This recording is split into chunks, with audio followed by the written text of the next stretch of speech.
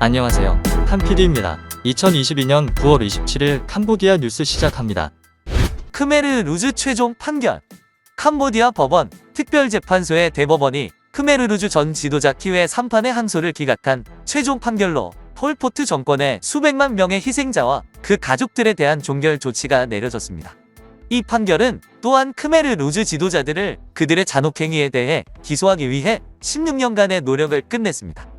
법원 특별재판소는 어제 폴포트 정권 시절인 1975년부터 1979년까지 자행된 대량 학살에 대한 그의 역할로 선고된 케이스 002-02의 종신형에 대한 3판의 최종 항소를 기각했습니다.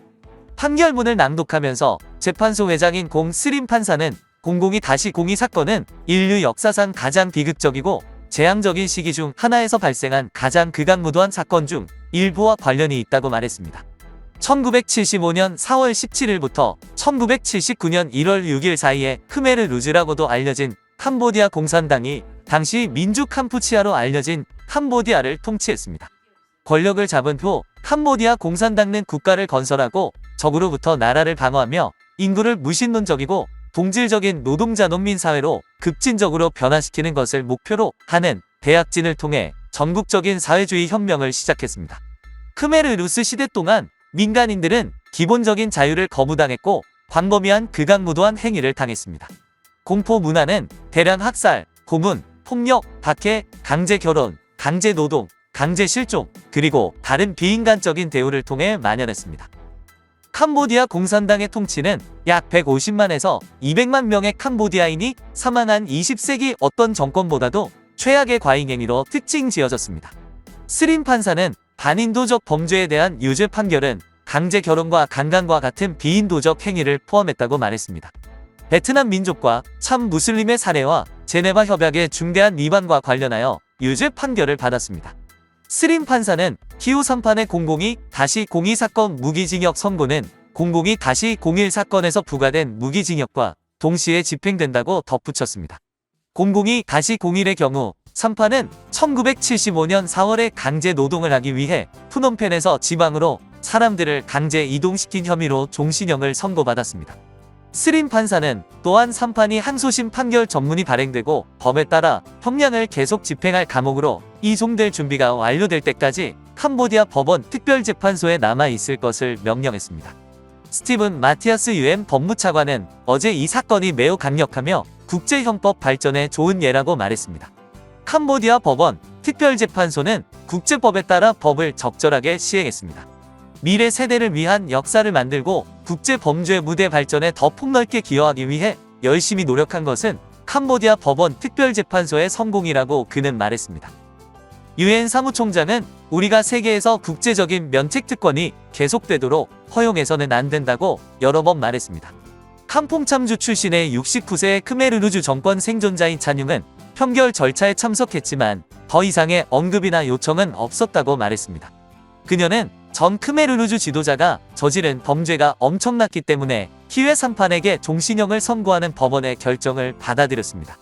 저는 크메르 루즈 지도부에 의해 반일을 강요당해 쉴 틈도 없었고 크메르 루즈 시대의 죽음을 면할 수 있으리라고는 생각하지 못했습니다. 저는 이를 강요하고 결혼을 강요하며 모든 시민들의 권리와 자유를 침해하는 등 많은 고통을 안겨준 이 정권 내내 고통받았습니다. 저는 크메르 루즈에 의해 살해된 10명의 친척들을 잃었습니다. 크메르 루즈 판결 타임라인. 캄보디아의 유엔이 지원하는 크메르 루즈 전범 재판소는 1975-79년 통치기간 동안 기아, 고문, 강제노동, 대량 처형을 통해 약 200만 명의 사람들을 전멸시킨 캄보디아의 대량 학살 공산주의 정권의 지도자들을 기소하기 위해 설립되었습니다. 캄보디아 법원의 특별회의실로 공식적으로 알려진 법원을 둘러싼 주요 사건들의 타임라인입니다. 1997년 6월 캄보디아 정부는 유엔의 크메르 루즈의 지도자들을 재판에 회부하는 데 도움을 요청했습니다. 1999년 5월 캄보디아 당국은 S-21 고문 신문센터의 책임자로서 역할을 한 덫으로 더 잘 알려진 케인 극이브를 체포합니다. 2003년 6월 어려운 협상 끝에 유엔과 캄보디아는 국제재판소에 동의했습니다. 2007년 9월 형제 넘버2 누온 체아가 체포되었습니다. 2007년 11월 전 국가 원수 키웨 3판이 체포되었습니다. 크메르루드주 전 사회부 장관 이잉 티리스도 남편 이잉 세리와 함께 체포되었습니다. 2009년 2월입니다. 법원에서 처음 열리는 듀치의 재판이 시작됩니다. 2009년 3월입니다. 더치는 자신의 범죄에 대한 책임을 인정하고 용서를 구합니다. 그는 나중에 자신이 고위 정권 지도자가 아니었다는 이유로 무죄를 선고해달라고 요청합니다. 2010년 7월 더치는 전쟁 범죄와 반인 도적 범죄로 유죄 판결을 받은 후 35년의 징역형을 선고받았습니다. 그의 형량은 더치가 불법적으로 구금되었다는 법원 판결 이후 5년 정도 감형되었습니다.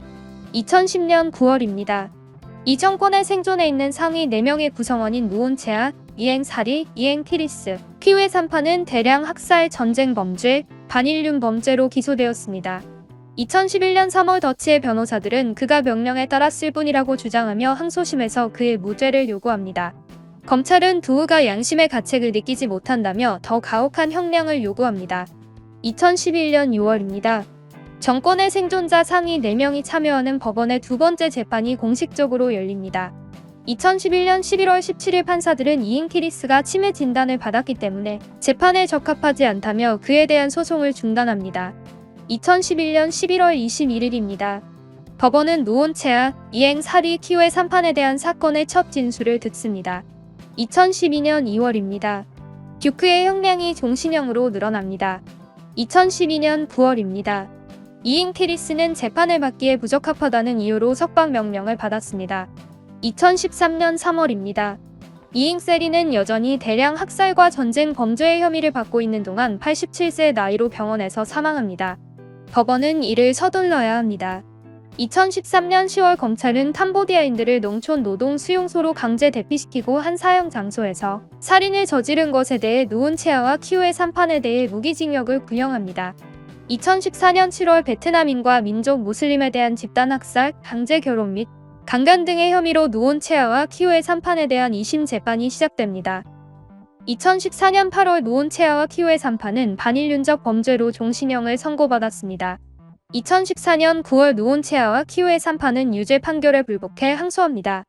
2014년 10월 베트남 민족과 참 무슬림의 대량 살인과 관련된 누온체아와 키우의 3판의 대량 학살 재판이 시작됩니다. 2015년 8월입니다. 이잉 티리스는 83세의 나이로 사망합니다. 2017년 6월 키우의 3판은 두 번째 재판이 끝날 때 분노하여 대량 학살 혐의를 부인합니다. 2018년 11월 키우의 3판과 누온체아는 재판소의 첫 번째 판결인 대량 학살 혐의로 유죄 판결을 받았습니다. 둘 다 종신형을 선고받았습니다. 2019년 8월 누온체아가 93세의 나이로 사망합니다. 2020년 9월 더치는 77세의 나이로 사망합니다. 2021년 8월 유일하게 살아남은 크메르루주 고위 지도자 키우의 3판이 대량 학살 유죄 판결에 대한 항소를 시작합니다. 2022년 9월 법원은 키우의 3판의 대량 학살 및 여러 반인륜적 범죄에 대한 유죄 판결을 지지하고 그의 종신형을 재확인합니다.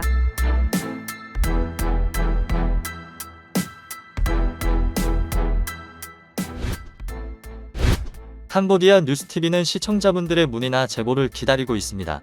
또한 기사에 정정 내용이 있으면 수정하겠습니다. 구독과 알람 설정 부탁드리며 항상 시청해 주셔서 감사합니다.